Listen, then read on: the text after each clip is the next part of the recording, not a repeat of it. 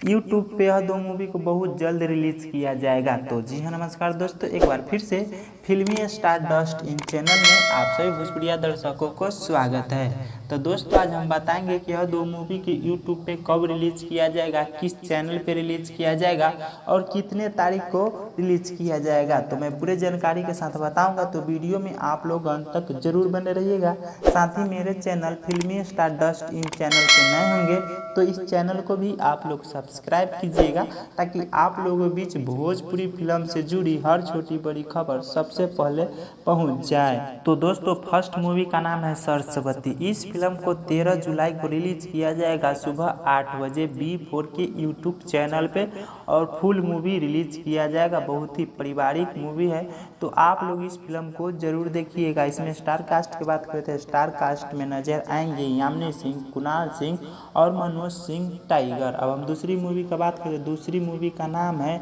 दीदी नंबर 1। इस फिल्म को ट्रेलर को रिलीज किया जाएगा 12 तारीख को, यानी 12 जुलाई को सुबह 8 बजे B4 के यूट्यूब चैनल पे। तो यह भी मूवी काफ़ी अच्छा होने वाला है, तो आप लोग इस मूवी का ट्रेलर जरूर देखिएगा।